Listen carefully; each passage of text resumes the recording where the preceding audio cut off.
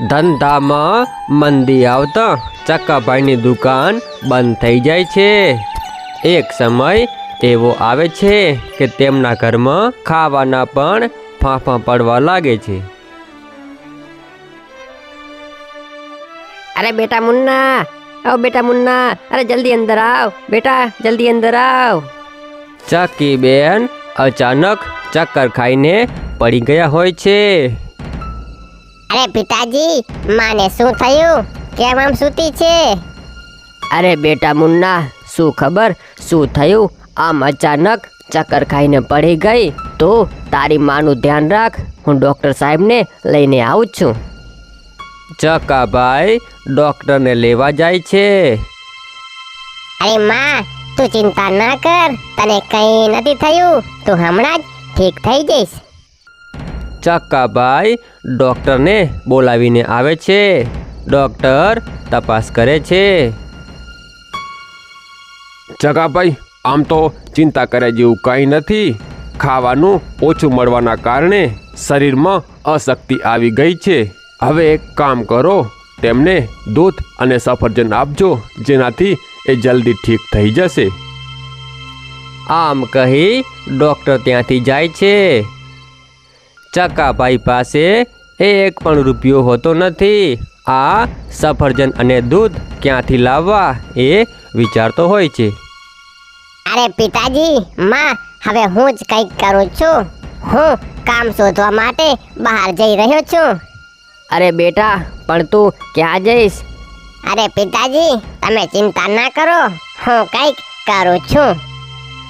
આમ કહી મુન્નો ત્યાંથી કામની શોધમાં બહાર જાય છે। ફરતો ફરતો એક દુકાને પહોંચે છે। શેઠજી, તમારી દુકાનમાં મને કામ આપો ને। હા, પણ તું શું કામ કરીશ? અરે શેઠજી, તમે જે બોલશો એ કામ હું કરી લઈશ। હા, તો ઠીક છે। આ દુકાનમાં જો કેવો કચરો પડ્યો છે, એને તું સાફ કરી નાખ। મુન્નો દુકાનની સાફ સફાઈ કરવામાં લાગી જાય છે। આખો દિવસ શેઠ તેને દુકાનનું કામ કરાવે છે। સાંજ પડે છે એટલે મુન્નો શેઠને કહે છે, શેઠજી, મને થોડો ઉપાડ આપશો?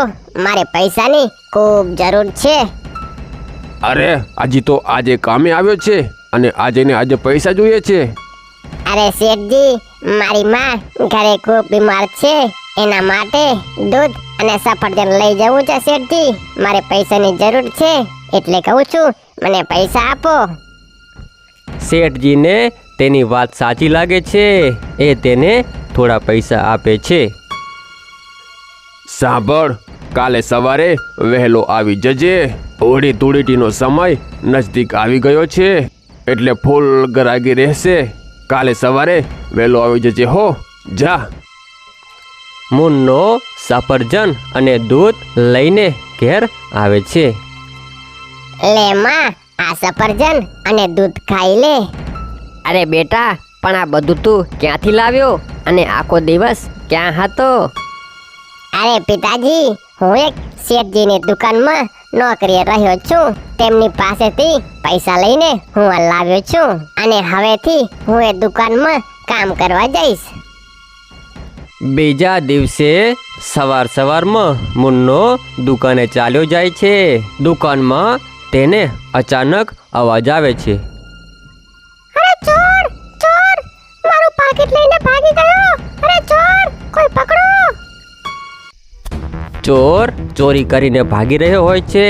મુન્નો તેની પાછળ દોડે છે। ચોર આગળ અને મુન્નો તેની પાછળ દોડી રહ્યો હોય છે। ચોર પાકીટ મુન્નાના માથા પર મારે છે, જેના લીધે મુન્નો પડી જાય છે અને તેને લોહી નીકળે છે। છતાં પણ મુન્નો એની પાછળ દોડે છે અને ચોરને પકડી લે છે। મુન્નાને માથામાં વાગ્યું હોય છે, એના લીધે તે બેભાન થઈ જાય છે। તેની જેવી જ આંખો ખુલે છે કે તે હોસ્પિટલમાં હોય છે। હોસ્પિટલમાં પોતાનું સરનામું લખાવી ત્યાંથી ઘેર ચાલ્યો જાય છે। હોળી ધૂળેટીનો સમય નજદીક આવી ગયો હોય છે. અરે ભાઈ, કાલે હોળી છે, મારે પિચકારી લાવી છે. પિતાજીને કહેને મને પિચકારી લઈ આપે. અરે હવે શું કરું? શેઠજી પાસેથી પહેલા જ ઉધાર ઉપાડી ચૂક્યો છું. હવે બીજી વાર કઈ રીતે માંગું? તું ચિંતા ન કર, હું હમણાં જ કંઈક કરું છું. મુન્નો પોતાના ઘેર હોય છે. ત્યાં પેલા શેઠાણી આવે છે કે જેમનું ચોરાયેલું પાકીટ મુન્નો બચાવે છે. અરે શેઠાણીજી, તમે અહીંયા? હા બેટા, હું તને કાલે મળી ન શકી એટલે હોસ્પિટલ ગઈ અને તારું સરનામું લઈ તારા ઘેર સુધી આવી ગઈ. બેટા, તે જે મારું પાકીટ બચાવ્યું, એ પાકીટની અંદર મારા કિંમતી ઘરેણાં હતા જે ખૂબ મોંઘા હતા. તે એને બચાવીને અમારી પર ખૂબ ઉપકાર કર્યો છે. અરે શેઠાણીજી, એ તો મારી ફરજ હતી. આવતીકાલે હોળી છે એટલા માટે હું તમારી માટે જમવાનું અને બેટા તારા માટે પિચકારી અને રંગ લાવી છું. અરે શેઠાણીજી, તમારો ખૂબ ખૂબ આભાર. અને હા, મેં અમને વાત કરી લીધી છે. એમની ફેક્ટરીમાં મેનેજરની જગ્યા ખાલી છે. એ મેનેજર હવે ચકાભાઈ તમને જ બનાવવાના છે. અને બેન, તમને પણ સારી હોસ્પિટલમાં હું ઈલાજ કરાવીશ.